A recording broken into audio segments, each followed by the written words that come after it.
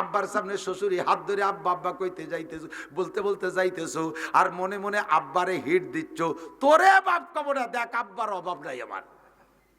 এক আব্বায় পড়ার না বললি বিয়ে আরো 3টে করে শ্বশুর বানাবো সাইড দিয়ে। আব্বা কব তোর উত্তরে আব্বা কব না। আরে ওই সাইর আব্বা জীবন বইরে অজু বানাইয়া গোসল কইরা কাবার মধ্যে পড়ে সিজদা দিলেও তোর জন্য দোয়া করবে, সেই দোয়া কবুল হতেও পারে নাও হতে পারে। আর তোর এই জন্মদাতা বাপ পায়খানার মধ্যে দাঁড়ায় যদি বলে আল্লাহ আল্লাহ, মুখ দে না কই অন্তর থেকে যদি কয় আল্লাহ দেখো আমার সাথে কে বিয়াদবি করে, আরে রাস্তায় যাবি তো ট্রাকের তলে পড়ে ডলে শেষ হয়ে যাবি।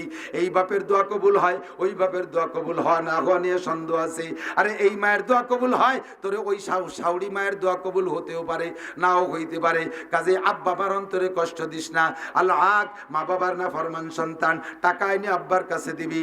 আব্বারা এখন যারা বুড়ো হয়ে গেছে 80-90 বছরে বয়সী, উনরা যখন ইনকাম করতে পারতেন তখন উনাদের আমলে 1000 টাকার নোট ছিল না, ঠিক না?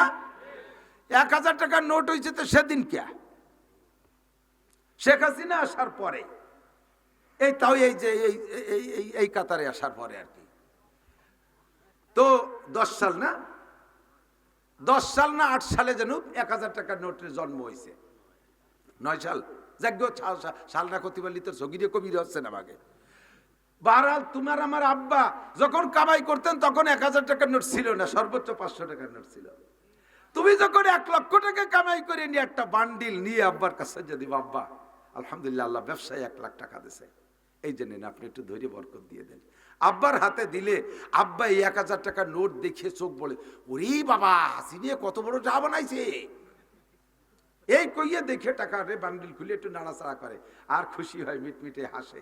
লাস্টে পুরো টাকাই তোমার হাতে ধরে দেয়, বাবা এ টাকা কাজে লাগানোর বয়স আমার নাই, আমার এখন সময় শেষ, তোমার টাকা তুমি কাজে লাগাও। তবে আমি কি 1000 টাকা রাখবো? তুমি বলবো আব্বা বান্ডিল তো খুচরো হয়ে যাবে না, আপনারা কি আমি আলাদা 1000 টাকা দেবো? আব্বা এবার পোলা বানাবো না, আমি এনতে নেবো, এরকম কয় আমি এই জায়গাতে। আচ্ছা তা ঠিক আছে রাখেন। আব্বা 1000 টাকা রাখে তোমার 99,000 টাকা দিচ্ছে, এই টাকা কাজে লাগাও। টাকা যেখানে লাগাবা ওই জায়গায় টাকার গাছ হবে, লক্ষ লক্ষ কোটি কোটি টাকা হবে। আব্বার হাতের বরকত তোমার টাকার মধ্যে ঢুকছে। আর আব্বার হাতে দিলে 1000 টাকা রাখে দেয় নাকি? এই ওয়াজে আব্বারে না কইয়ে আব্বা শ্বশুর আব্বারে আব্বা আব্বা আব্বা আব্বা জিকির করতে আব্বা আমার টাকাটা বরকত দিয়ে দেন। শ্বশুর নাড়াচাড়া হয়ে কয় বাবা আমার 25,000 টাকা লাগবে, ডলি কলেজে পড়ে, ওরে দিতে হবে, তুমি 75,000 টাকা। থ্যাংক ইউ আব্বা, থ্যাংক ইউ। হ্যাঁ শালিরে 25,000 টাকা দিয়ে দিচ্ছে, বাস থ্যাংক ইউ। 75,000 টাকা লাগাবি, ও টাকা কারুরি সম্পত্তির মতো মাটির তলে যাবে, ও উঠে কথা বলবে না, ও টাকা উঠে কথা বলবে না। স্যালো মেশিন কিন লাগাবি, স্যালো মেশিন পুচ্ছিস বলকের জন্য, ফক ফক করে গ্যাস বেরিয়ে পানি বেরিয়ে না। দিছি কোহে তুলে গাই বুঝিয়ে বেড়াই গিয়ে কিরণ ঠেয় 100 সত্যি, 100 সত্যি। আর এই তো স্যালো মেশিন, যাতে হাত দিবি তাই মাটির তলে যাবে। আব্বা মারে না দেখায় যদি ফাঁকিবাজি করিস। আল্লাহু আকবার। আল-আক, 3 জনের জন্য জান্নাত হারাম। এখান থেকে আমার কথা আছে, বাকি শেষেরটা বলে যাই। অদায়ুস আল্লাযী ইউকিরু ফি আহলিহিল খুবুস। দায়ুস বলা হয় বেহায়া, বেশরম। আরো ক্লিয়ার বাংলায় বললি ভালোই বলা যায় বেশ্যা। সুবহানাল্লাহ, বেশ্যা। ওই দায়ুস যে তার পরিবারের ভিতরে বেপর্দা নিজে তৈরি করে। আল্লাযী ইউকিরু ফি আহলিহিল খুবুস, পরিবারের ভিতরে বেপর্দা প্রতিষ্ঠিত করে ইচ্ছাকৃতভাবে। ছেলে কলেজে পড়ে বিয়ে করছে, আমাদের বয়ান শুনছে যে বউ ছোট ভাই বড় ভাইদেরকে দেখানো যায় না, ভাবিকে দেখতে পারবে না, ভাইরা দেওর ভাসুররা ভাবিকে দেখতে পারবে না। কলেজে পড়ে সরমুনার হুজুরের ভক্ত অথবা মুফতি আব্দুল গফফার সাহেব হুজুরের ভক্ত, আব্দুল কাইম সাহেব হুজুরের সাথে সম্পর্ক রাখে, আমাদের সাথে ভালোবাসা, আমাদের কাছ থেকে শুনে হুজুর জি পাক্কা প্রতিজ্ঞা বাড়ি আমার বউরে জীবনে কোনোদিন আমার ভাইদেরকে দেখতে দেব না। বাস এই বউয়ের বাড়ি নিয়ে আসছে, এখন ছোট ভাইরা তো উকি ঝুঁকি মারতেছে। বড় বাবিরে দেখলাম, মাঝি বাবি দেখলাম, সাইজি বাবির কথা শুনছি একেবারে প্রিয়াঙ্কা চোপড়ার মতো। আল্লাহ কি রূপ, ওরে আল্লাহ কিরম কোন বাপ এই উকি ঝুঁকি মারতেছে, দেখতে না পারি তারা ফত করে রাগে রাগে ঘুরে বেড়াচ্ছে। বাপের সাথে কথা, আমাকে যুদ্ধ এড়িয়ে দাও, থাকবো না এ ঘরে। কারণ কে আইছে? কয়েকজন সাইজে বাবির একটু দেখতে পারলাম না, কেন আয় আমার সাথে আয়। বাপে নিয়ে গেছে দেখাতে, বৌমা এদিকে আসো, বৌমারে আইনে কাজ দেখ তোরা বুড়ো তোমার দাঁতের পাটি খুলে ফেলাইতে চাপড়াইয়ে। তোমার এই দায়িত্ব দিছে আল্লাহ। ছেলে বিয়ে করে আনছে, এই বউটারে ঘরে আনবে কে? মুরব্বীরা কয়ে দেয় যে মেজো জামাই কোলে করে নিয়ে এসো। উনার বেটার বউ, যার বউ সে কোলে আরবে না, দুলোবাইতে কোলে নিয়েছে। পয়লা বরকত দুলোবাই হাতে হাতে চলে গেছে। এই আকাম মুরব্বীরা সহযোগিতা করে, আছে না নাই? কত করে এর নাম হলো দাইয়ুস। নামাজ পড়ো, জিকির করো, বিশ্ববিদ্যালয় মাইয়ে দিয়া মসজিদে বসে জিকির করার কেন মারো? সুবহানাল্লাহ। একজনের নাহে লাগিয়ে সে চিতে কয় ওরে আল্লাহ, সুবহানাল্লাহ। নাহে লাগিয়ে কয় ওরে আল্লাহ, নাক ভেঙে গেছে। ছোটবেলায় গল্প শুনতাম, সব মেম্বারে বসবে ইমাম সব এদিকে দিক। জুমার দিন ইমাম যখন মেম্বারে বসবে, ফালা সালাত ওয়ালা কালাম, একমাত্র কাজা নামাজ থাকলে, যেই কাজা নামাজ না পড়লে এই ওয়াক্তের নামাজ হবে না। সাথে আবার মশলা এসে গেল, কি এর বলে খালি চলে যাচ্ছি কব নাকি চলে। কাজা নামাজও সব কাজা নামাজের পরে এই সমস্যা না। যারা নিয়মিত নামাজ পড়েন, নিয়মিত নামাজ ছোটে না, এই মানুষের যদি এক ওয়াক্ত নামাজ কাজা হয়ে যায় কারণবশত, ওই কাজা নামাজ মনে থাকতে পরে রক্তীয় নামাজ পড়লিতে হবে না। বুঝছেন নাকি? আসর কাজা হয়ে গেছে, মনে থাকতে মাগরিবে দাঁড়ায় গেছেন, আসর থাক ফুরি পড়বে আপনার নামাজ, আপনার পিছনে কোনো কাজা নেই, এই কাজা হয়েছে এক ওয়াক্ত, আপনার জন্য হবে না। আর যেই লোকটা এক ওয়াক্ত ভরে, দুই ওয়াক্ত ভরে না, তিন ওয়াক্ত ভরে, পাঁচ ওয়াক্ত ভরে না, ভরে তো ভরে না, এভাবে ভরে, ও যে ওয়াক্ত ভরে সেই ওয়াক্ত ইয়ে রয়ে যায়। ওর যে ওয়াক্ত বলবে সেই ওয়াক্ত। বড় লোকে গরু কেনছে একটা, খালি শরীর চলে যাচ্ছে মনে রাখেন যে পয়েন্টে সত্যি সহযোগিতা। বড় লোকে গরু কেনছে কুরবানির জন্য একটা, তার রাত্রি চড়ে নিয়ে গেছে। কুরবানির 3 দিনের মধ্যে ওর উপরে আর একটা কুরবানি করা ওয়াজিব।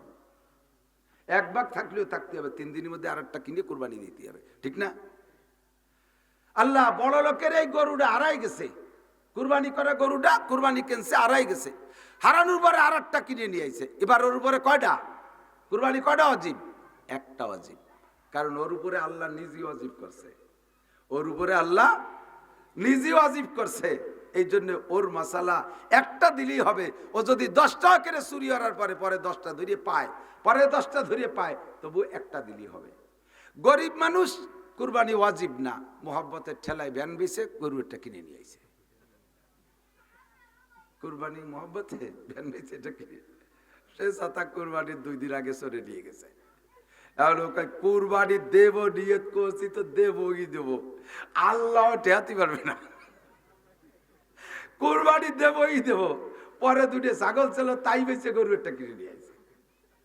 এবার পরে আর একটা কিনে আনার পরে সে আগের এটা পাইয়ে গেছে। এখন কি এর বা, এখন এই লোকের 2টা দিতে হবে। আল্লাহ কয় তুই মাতু বইরে কিনতে গেলি কে? তোর আমি কুরবানি দিতে কইছি এই চোর, তুই কেন মাতু বইরে কিনতে গেছিস? কিনতে যখন কিছু তুই 10টা কিনলি, তোর 10টা দেওয়া লাগবে। এক এক জায়গায় এক এক রকম মশালা, কথা কন ব্যবস্থা তো উপরে আসে। যারা রেগুলার নামাজ পড়ে তাদের উপরে শাসন একরকম, আর যারা ফাঁকে ফোকে পড়ে তাদের উপরে শাসন আর একরকম। যদি তাকে কই যে ওরম পড়লে হবে না, কয়তো তোরা পড়ি বেড়ে আমি একটু মোটেই পারবো না, যাও 2 এক তো ভরতাম তাহলে হয় না, তো তোরা কয় পাবো এটা পড়ি বেড়ে কি, তাহলে তোরে বা মসজিদে দাঁড়াই পাবো না। এই জন্য নবী কয় না ওরে অত বড় চাপ দিস, তুই ডিউটি চলে যাবে। ও যে ওক্ত বলবে সেই ওক্তে খাতায় লেখা হবে। আর আপনি জীবন ভরে নামাজ পড়েন, হঠাৎ করে আপনার আসরের নামাজ ছুটে গেছে কারণবশত, ওই আসর মনে থাকতে মাগরিব পড়লে হবে না, আগে আসর পড়িয়ে নিতে হবে। বেলা ডুবিয়ে যাচ্ছে যে তারপরও পড়িয়ে নিতে হবে। আজান দেশে ইকামতের আগে ছোট শুরু দিয়ে পড়িয়ে নেন, আগে পড়িয়ে নিতে হবে। এবার আর এর সাথে আর একটা মশলা কব, এই যে খুব ভেরি ভেরি ইম্পর্টেন্ট রে, কি রে মনে আসলো রে আজকে এই মশলা, খেয়াল করেন খেয়াল করেন। এখন এক ওক্ত ছুটে গেছে, সেই ওক্তরে পড়ছেন, পড়ার পরে সেই ওক্ত মনে থাকতে আবার আসর ছুটে গেছে, মনে থাকতে মাগরিব পড়িয়ে ফেলাইছেন। আসর তো ওই নেই, আসর তো পড়েনি নেই, এই মাগরিব পড়ছেন তাও ওই নেই, মাগরিবও হয় নাই। এরপরে ওই দুই ওয়াক্ত ওই আসরের কথা মনে রয়েছে, আবার ব্যস্ততার মধ্যে ঈশা পড়ছেন, তাও মনে রয়েছে সেই ঈশা আসর পড়েন নেই, আবারও ঈশা পড়ছেন, এই ঈশা ওই নেই। পরে ফজরের সময় মনে রয়েছে যে আসর ছুটে গেছে, তাও পড়েন নেই, আবার সে ফজর পড়ছেন, তাও ফজর ওই নেই। এবার জোহরও পড়িয়ে ফেলাইছেন, সেই আসর না পড়িয়ে জোহর ওই নেই। কয়েক তো হলো, কয়েকস্ত গেছে স্যার, ওই আসর বাদে চাই। ফিরে আবার আসরের সময় মনে রয়েছে যে গতকালকের আসর ফড়ি নেই, আবারও আসর ফিরিয়ে ফেলাইছেন স্ক্রিনটা, এটাও ওই নেই, এটাও হই নেই। তা আমি এত সুন্দর করে বললাম, তা হলো না, তা গেল কোয়ানে না, ওই তা গেল কোন জায়গা? কয় যে আছে এক জায়গা জমা, ও আনুর জন্য আরেকটা কায়দা আছে। ফিরে এই 5 ওয়াক্তের মধ্যে তুমি পড়বা না ওই অক্তরে, এই 5 ওয়াক্ত পড়ার মধ্যে ওই অক্তরে পড়বা না। 5 ওয়াক্তে একে একে চলে যাবে, ওই নেই বলে জমা হয়ে রয়েছে। ফিরে পরে যখন ঈশান নামাজ পড়বেন, ঈশান নামাজ পড়বেন, পরের ওক্তে ঈশান নামাজ পড়বেন। ঈশা পড়ার পরে ওই আসর মনে থাকা সত্ত্বেও ঈশা পড়ছেন, 6 ওয়াক্ত হয়ে গেল। এই 6 ওয়াক্ত হওয়ার পরে এবার এই 6 ওয়াক্ত দৈরি আপনার আমল নামায় লেখা হয়েছে, এতক্ষণ পর্যন্ত লেখা হয়নি। বুঝাতে আমি কি বুঝতে পারছি একটু? এরপরে যাই আপনি আসর পড়বেন, এরপরে আসর পড়বেন। 6 ওয়াক্ত পড়ার আগে যদি আসর পড়েন, তাহলে এই পুরো পিছনের এই 5 ওয়াক্ত আবার পড়তে হবে না। ওয়াজের মধ্যে ওয়াজ করেন না, আমি অলিপুরির মতো পারি না, পান খাইগুলির ওয়াজের মধ্যে গুছিয়ে দিচ্ছে কোন দিক। দিক দেখান মশলা বোঝেন নাই, বুঝছেন, আবার বোঝেন, দিক দেখান। দূর ওয়াজ যাওয়া হবে না, পেছে একটা পড়ে গেছে, এটা ছাড়াই যায় নাকি কোন, ঠিক না? এটা ছাড়াই যায়, ভালো করে বোঝেন। রেগুলার নামাজ পড়েন, কারণবশত আসর ছুটে গেছে, এই আসর না পড়ে পরপর 5 ওয়াক্ত নামাজ পড়ছেন, 5 ওয়াক্তই হয় নাই। পরিস্থিতি গেল কোন জায়গায়? আছে এক জায়গা জমা, এই 5 ওয়াক্ত খাতায় লেখা হয় নাই, সাইডে এক জায়গা রাখা আছে। এই 5 ওয়াক্তর ভিতরে যদি 5 ওয়াক্তর 2 ওয়াক্ত পড়ার পরে যদি ওই আসরে আবার পড়েন, ওই যে 2 ওয়াক্ত পড়ছেন না, আসর পড়ার পরে 2 ওয়াক্ত পড়ছেন, মাগরিব আর ঈশা, এরপরে আসর পড়ছেন, আবারও মাগরিব ঈশারও ভর্তি হবে। 5 ওয়াক্তর ভিতরে 5 ওয়াক্ত পড়ার চলে যাওয়ার আগ পর্যন্ত যদি ওই আসর পড়েন, মাঝখানে পড়েন, তাহলে আসরের আগে যে কয়েকত গেছে ওই কয়েকতরে আবার পড়িয়ে দিতে হবে, নইলে হবে না। এবার পড়তে পড়তে না, ওই আসরের কথা মনে থাকতে থাকতে মাগরিব, ঈশা, ফজর, জোহর, আসর, পরের দিন মাগরিব, এই 6 ওয়াক্ত চলে যাওয়ার পরে যদি আপনি সেই আসর পড়েন, তাহলে এই 6 ওয়াক্ত আর পড়া লাগবে না। যদি 6 ওয়াক্ত হওয়ার আগে 5 ওয়াক্তর পঞ্চম ওয়াক্ত পড়ার পরে, পঞ্চম ওয়াক্ত পড়ার পরে, মাগরিব পড়ার পরে বা জোহর আসর পড়ার পরে যদি ওই আসর পড়েন, তাহলে গতকালকে আসরের পরের থেকে যে কয়েকত ছুটে গেছে ওই কয়েকতরে আর একবার পড়তে হবে, ওই নেই। কি রে, বুঝতে কি পাচ্ছি নাকি তা আল্লাহ জানে। হ্যাঁ, এরে কয় ফাসাদে মৌকুফ, পড়া হয়েছে কিন্তু খাতায় লেখা হয়নি, এক পাশে জমা রয়েছে। এই 5 ওয়াক্তরে খাতায় জমা করতে হলে 6 ওয়াক্তর মধ্যে ওই কাজা ওয়াক্ত পড়তে পারবেন না, 6 ওয়াক্তের মধ্যে কাজা ওয়াক্ত পড়তে পারবেন না। যদি 6 ওয়াক্ত পার হওয়ার আগে কাজা ওয়াক্তরে পড়েন, তাহলে ওর আগে যে ওই ওয়াক্তের পরে যে কয় ওয়াক্ত চলে গেছে ওই কয় ওয়াক্তরে আরেকবার পড়তে হবে, নইলে হবে না, আবার কাজা পড়তে হবে। কথা কি বোঝা গেছে? এরকম ফাসাদে মৌকুফ। এবার যেই লোকটা সারা বছর বাইরে এইরকম টালটু বাল্টু করে, ওর তো এইরকম না ফলাতা কত রয়েছে। এই জন্য আল্লাহ কয় তুই যে উক্ত পড়বি সেই উক্ত হয়ে যাবে, যে উক্ত পড়বে সেই উক্ত হয়ে যাবে। চলে যাই জায়গা মতো, মনে আছে কোন জায়গা? জুমার দিনে যা সাইদা ইমামুকুল মেম্বারা ফালা সালাতা ওয়ালা কালাম। জুমার দিনে যখন ইমাম সাহেব মেম্বারে বসে যাবে, তখন কোনো নামাজও নাই, কোনো কথাও বলবা না, নামাজও জায়েজ নাই, কথাও জায়েজ নাই। শুধুমাত্র ফজরের নামাজ যদি কাজা থাকে, ফজরের নামাজ যদি কাজা থাকে, তাহলে ফজরের নামাজটা বাইরে বারান্দায় যাইয়া এক কোনায় দাঁড়ায় পড়বা। তাই বলে ইমাম সাহেবের সামনে দাঁড়ায় যাবা না, সামনের কাতারে দাঁড়ায় যাবা না। ইমাম সাহেব মেম্বারে বসা আছে আর উনি গোলগালে যে তুমি নামাজ দাঁড়ায় কথা কইছে, ফজরের নামাজ পড়তে পারি নাই। তোমার মতো এইরকম মুসল্লি বারেন্দার এক কোনায় দাঁড়ায় নামাজ পড়িয়ে আসবা, ওই 2 রাকাত পড়িয়ে এসে বসবা। নইলে কোনো কি বলা হয়, তাহিয়াতুল ওযুও নাই, ইমাম মেম্বারে বসার পরে তাহিয়াতুল ওযুও নাই, তাহিয়াতুল মসজিদও নাই, কোনো নামাজ নাই, এমনকি কবলা জুমাও নাই। ইমাম সাহেব পড়া মেম্বারে বসে গেছে, সব নামাজ বন্ধ, কথাও বলতে পারবেন না। আল্লাহু আকবার। ইজা সাইদা ইমামুকুল মেম্বারা ফালা সালাতা ওয়ালা কালাম। ইমাম সাহেব মেম্বারে বসার পরে তাহিয়াতুল ওযু হবে না। গোসল করছে বেলা 11টার সময়, আর জুমার আজানের পরে যে মসজিদে তাহিয়াতুল ওযু পড়ে, তাহিয়াতুল ওযু রক্ত নাই। তাহিয়াতুল ওযু রক্ত হলো ওযুর পানি গায়ে থাকতে থাকতে। কয় হুজুর তাহলে শীতকালে তাহিয়াতুল ওযু পড়াই হবে না, কারণ আত একখান 2 সেন্ডে মুছে ফিরে আর একখান 2, পানি তো থাকতেই দেই না। কয় পানি থাকার অর্থ হলো মুসার না মুসা না, পানি থাকার অর্থ হলো ওযু বানানোর পরে যদি আমি গামছা দিয়ে মুছে না ফেলি, স্বাভাবিকভাবে পানি কতক্ষণ থাকে অতক্ষণের ভিতরে পড়লে হবে। চাইতে আপনি মোছেন আর না মোছেন, কথা কি বোঝা গেছে? যদি না মুছে ফেলি তাহলে পানি কতক্ষণ থাকতো, অতক্ষণের ভিতরে পড়ার নাম হলো তাহিয়াতুল ওযু রক্ত। বিলাল হাবশী বলেন, হুজুর ওযু বানানোর পরে আমি তাহিয়াতুল ওযু কখনো ছাড়ি না। ঘোষণা দেওয়ার পরে পাশে জিবরাইল আলাইহিস সালাম মাথায় হাত দিয়ে বলে, নবী আলাইহিস সালামের, ইয়া রাসূলুল্লাহ সাদাকা বিলাল, আপনার বিলাল সত্য কথা বলেছে। ওই বিলালের নামাজের বড় নিশা, মনে আছে? নিশাতে চলে আইছি, বিলালের নামাজের বড় নিশা।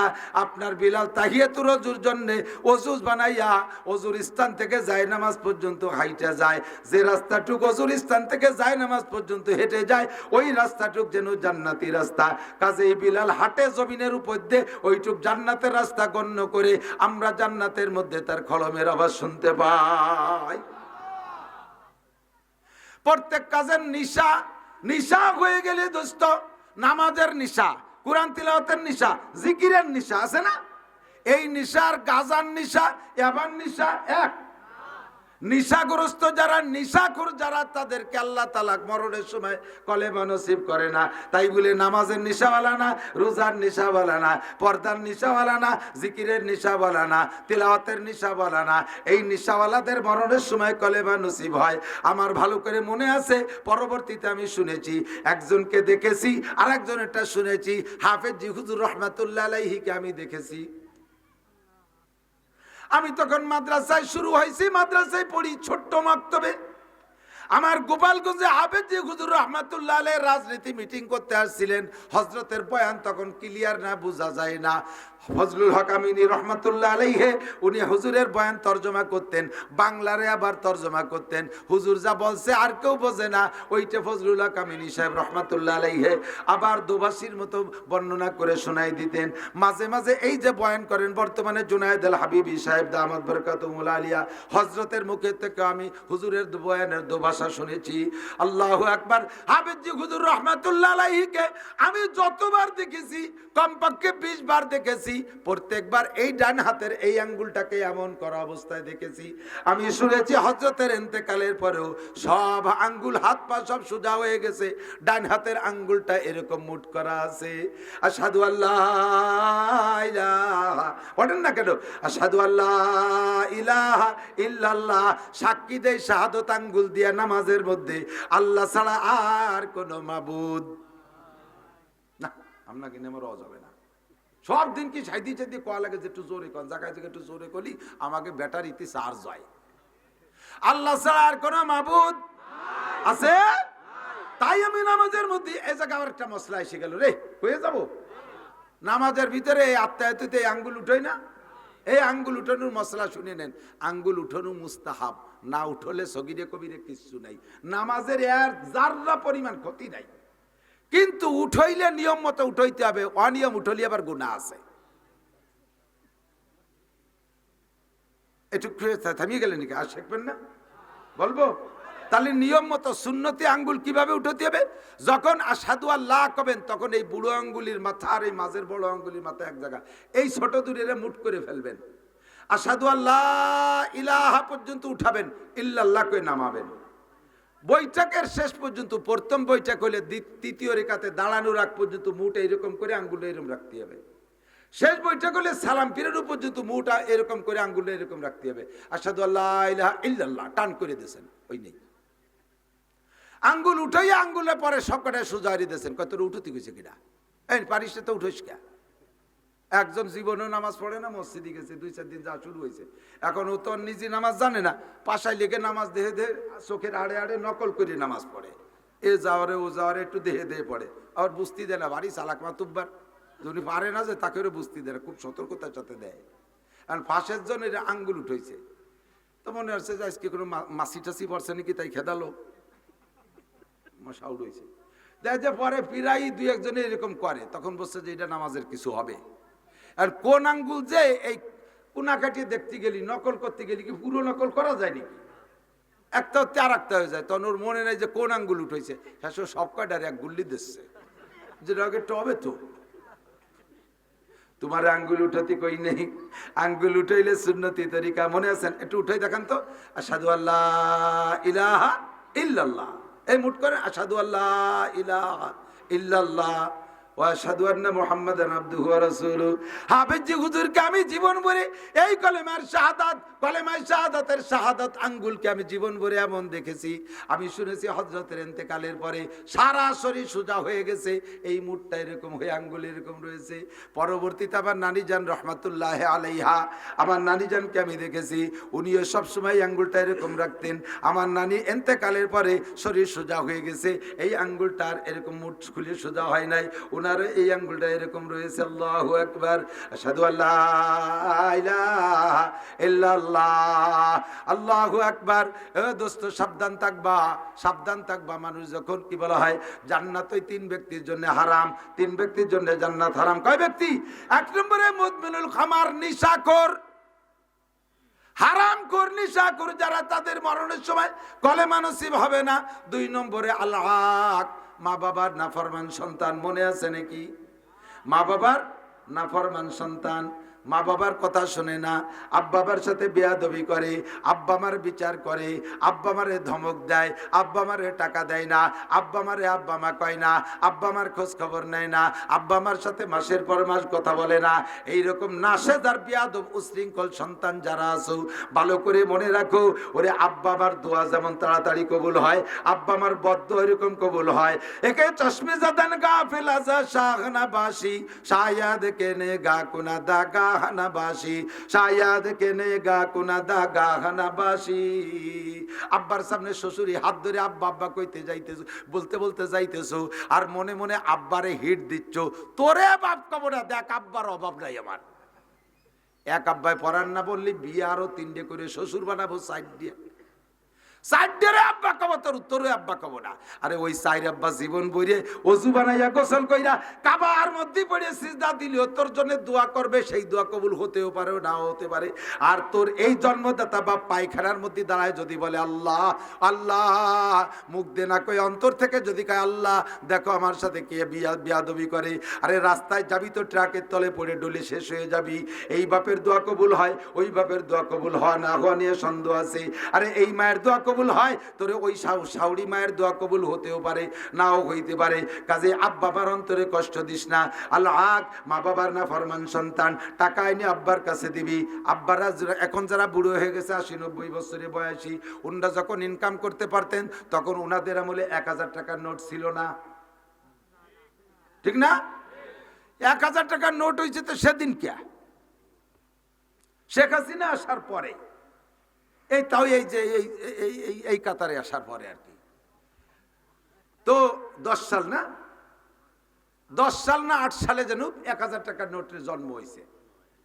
9 সাল যাজ্ঞ সাল না করতে পারলি তোর সগিরে কবির হচ্ছে না আমাকে। বারাল তোমার আমার আব্বা যখন কামাই করতেন তখন 1000 টাকার নোট ছিল না, সর্বোচ্চ 500 টাকার নোট ছিল। তুমি যখন 1 লক্ষ টাকা কামাই করে নিয়ে একটা বান্ডিল নিয়ে আব্বার কাছে যদি আব্বা আলহামদুলিল্লাহ আল্লাহ ব্যবসায় 1 লাখ টাকা দিছে, এই জন্য আপনি একটু ধৈর্য বরকত দিয়ে দেন। আব্বার হাতে দিলে আব্বা এই 1000 টাকার নোট দেখিয়ে চোখ বলে, ওরে বাবা হাসিনে কত বড় টাকা বানাইছে, এই কইয়ে দেখে টাকা বান্ডিল খুলে একটু নাড়াচাড়া করে আর খুশি হয়, মিটমিটে হাসে। লাস্টে পুরো টাকাই তোমার হাতে ধরে দেয়, বাবা এ টাকা কাজে লাগানোর বয়স আমার নাই, আমার এখন সময় শেষ, তোমার টাকা তুমি কাজে লাগাও, তবে আমি কি 1000 টাকা রাখবো? তুমি বলবো আব্বা বান্ডিল তো খুচরো হয়ে যাবে না, আপনারা কি আমি আলাদা 1000 টাকা দেবো? আব্বা এবার পোলা বানাবো না, আমি এনতে নেবো। এরকম কয় আমি এই জায়গাতে, আচ্ছা তা ঠিক আছে রাখেন। আব্বা 1000 টাকা রাখে তোমার 99,000 টাকা দিচ্ছে, এই টাকা কাজে লাগাও। টাকা যেখানে লাগাবা ওই জায়গায় টাকার গাছ হবে, লক্ষ লক্ষ কোটি কোটি টাকা হবে। আব্বার হাতের বরকত তোমার টাকার মধ্যে ঢুকছে। আর আব্বার হাতে দিলে 1000 টাকা রাখতে দেয় নাকি? এই যে আব্বারে না কইয়ে আব্বা, শ্বশুর আব্বারে আব্বা আব্বা আব্বা আব্বা জিকির করতে, আব্বা আমার টাকাটা বরকত দিয়ে দেন। শ্বশুর নাড়াচাড়া রে কয় বাবা আমার 25,000 টাকা লাগবে, ডলি কলেজে পড়ে, ওরে দিতে হবে, তুমি 75,000 টাকা। থ্যাংক ইউ আব্বা, থ্যাংক ইউ। হ্যাঁ, শালিরে 25,000 টাকা দিয়ে দিচ্ছে, বাস থ্যাংক ইউ। 75,000 টাকা লাগাবি, ও টাকা কারুরই সম্পত্তির মতো মাটির তলে যাবে, ও উঠে কথা বলবে না, ও টাকা উঠে কথা বলবে না। স্যালো মেশিন কিন লাগাবি, স্যালো মেশিন পুচ্ছিস বলকের জন্য, ফক ফক করে গ্যাস বেরিয়ে পানি বেরিয়ে না। দিছি কোহে তুলে গাই বুঝিয়ে বেড়াই গিয়ে কিরম ঠেয় 100 সত্যি, 100 সত্যি। আর এই তো স্যালো মেশিন, যাতে হাত দিবি তাই মাটির তলে যাবে। আব্বা মারে না দেখায় যদি ফাঁকিবাজি করিস। আল্লাহু আকবার। আল-আক, তিনজনের জন্য জান্নাত হারাম। এখান থেকে আমার কথা আছে, বাকি শেষেরটা বলে যাই। অদায়ুস আল্লাযী ইউকিরু ফি আহলিহিল খুবুস। দায়ুস বলা হয় বেহায়া, বেশরম।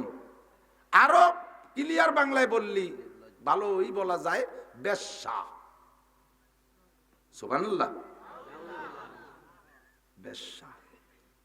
ওই দায়ুস যে তার পরিবারের ভিতরে বেপর্দা নিজে তৈরি করে। আল্লাযী ইউকিরু ফি আহলিহিল খুবুস, পরিবারের ভিতরে বেপর্দা প্রতিষ্ঠিত করে ইচ্ছাকৃতভাবে।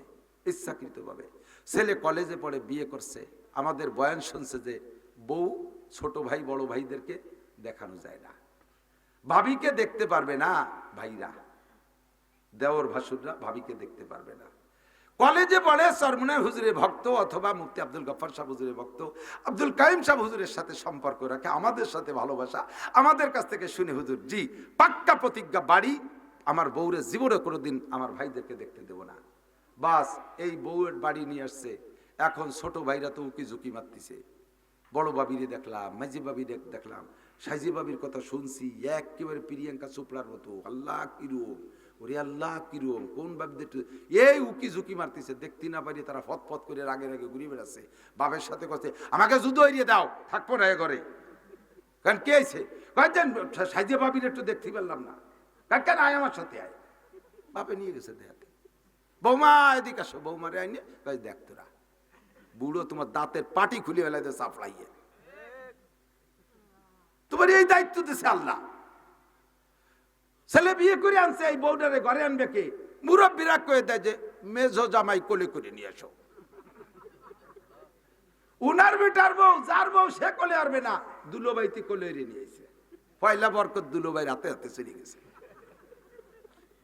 এই আকাম মুরব্বীরা সহযোগিতা করে, আছে না নাই কথা বলে? এর নাম হলো দায়ুস। নামাজ পড়ো, জিকির করো, বিশ্ববিদ্যালয় মাইয়ে দিয়া মসজিদে বসে জিকির করার কেন মারো। সুবহানাল্লাহ। একজনের নাহে লাগিয়ে সে চিতে কয় ওরে আল্লাহ, সুবহানাল্লাহ। নাহে লাগিয়ে কয় ওরে আল্লাহ, নাক ভেঙে গেছে। ছোটবেলায় গল্প শুনতাম, বাংলাদেশের হাজিরাতে যে বাই রোডে যেত, বাংলাদেশের একটু টাইটেই যেত, ইন্ডিয়া পার হওয়ার পরে ওরা একটু বাস টাস বানাইছে, এই সাধারণ রাস্তা। তো বাংলাদেশি হাজি সাহেব কায়দা মতো ধাড়ুস দুরুস শেখ হাজি আল্লাহ যাইতেছে হজে, ইন্ডিয়া যাইয়ে বাসে উঠছে। বাসে উঠে তো সিট নাই, বাসে উঠে সিট নেই। এক সাধু উনারে দেখে, সাধু সিটি বসা, ইন্ডিয়ান সাধু। তো উনারে বলতেছে যে দাদা কোথায় যাবেন? কয় যে আমি পবিত্র স্থান মক্কায় যাব। হিন্দুরা যদিও হিন্দু, তবে মুসলমানদের ধর্মীয় প্রতিষ্ঠানগুলোকে অনেক হিন্দু খুব শ্রদ্ধা করে, মক্কা মদিনারে তারা খুব শ্রদ্ধা করে। তো বলছে ভগবান, ভগবান আপনাকে এত সম্মান করেছে, আপনাকে ভগবান মক্কায় ডেকে নিচ্ছে। আমি তো অসুস্থ, না হলে আমি দাঁড়িয়ে আপনাকে ছিট দিতাম, তা আপনি আমার কোলেই বসুন। ইন্ডিয়ানরা এভাবে বলে, আপনি আমার কোলেই বসুন। তো এই মোটা দামড়া দুমড়ো 150 কেজি ওজনের হাজিরে বসাইছে কোলের পা। আর রাস্তাতে ভালো রাস্তা হয়েছে, আগে কত ভালো রাস্তা ছিল, ভাঙ্গা খাড়ি কুয়ো গর্ত মর্ত। বাসে যাইয়ে ধুম দিয়ে পড়ে, আরে হাজি সাহেব ওই কোলের পর যাইবারে তলে ডমুটা আছে, তা হাজি সাহেবের তো নিচে ফোমের মতো মনে আছে, তোষক তোষক বাবু, উনি খুশিতে জিকির করে, শকর আদায় করে, ইল্লাল্লাহ হক মক্কায় যাই। উনি খুশিতে জিকির করে ইল্লাল্লাহ হক মক্কায় যাই। আর ঠাউর তলেতে ব্যথায় কয় হরি কৃষ্ণ কষ্ট পাই। জিকির দুইজনই করে। হাজি সাহেব কয় ইল্লাল্লাহ হক মক্কায় যাই, ও তলেতে কয় হরি কৃষ্ণ কষ্ট পাই। কয় যেটা তো বসো, আমি উঠে দাঁড়াই, কষ্ট পালি জিকির করা যায় না। মসজিদে বসে জিকির করো লা ইলাহা ইল্লাল্লাহ কই কেন আরো আর একজনের নাক ভাঙ্গা যায়। মাইয়েটা তোমার পার্কে, জামাইটা তোমার আর এক জায়গায়, আরে তোমার বউটা আর এক জায়গায়। এই দায়ুসি স্বভাব বাদ দাও। পরিবারের ভিতরে যারা দায়ুসি, যারা বেপরদা প্রতিষ্ঠিত করে, তাদেরকে শরিয়াতে বলে দায়ুস। আল্লাহ নবী বলেন না দায়ুসুল্লাযী ইউকিদু ফি আলিল খুবুজ। তুমি যদি কাবা ঘরের মধ্যে যাইয়া মরো, তোমার বাড়ি বউ বাচ্চা বেপরদায় রেখে গেছে, তুমি ইচ্ছাকৃতভাবে, ও জায়গায় তোমার মরণের সময় কলেমা নসিব হবে না। সবে রাত সবে কদরে যদি মরো, তবুও কলেমা নসিব না হওয়ার সম্ভাবনা। আরে রমজান মাসে যদি মরো, তবুও তোমার কলেমা নসিব না হওয়ার সম্ভাবনা, কারণ তুমি পরিবারের ভিতরে বেপরদা প্রতিষ্ঠিত করেছো। পর্দা বড় দামি জিনিস। আল্লাহ নবী বলেন লিল ঈমানে বিদুয়া সাবুনা শুবা, ঈমানের ৭৭টা শাখা আছে। জোরে বলেন কয়টা?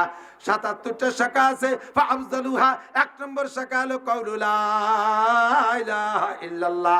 ঈমানের ৭৭ শাখার এক নম্বর মূল মেরুদণ্ড হলো লা ইলাহা ইল্লাল্লাহ।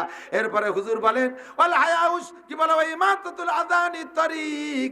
ঈমানের ৭৭ শাখার আরেকটা শাখা হলো রাস্তার থেকে কষ্টদায়ক জিনিস ফেলে দেওয়া। খেয়াল করেন, কয়ে চলে যাই, বলা যায় না, ঔত মত বলা যায় না, ফিরে বেড়ায়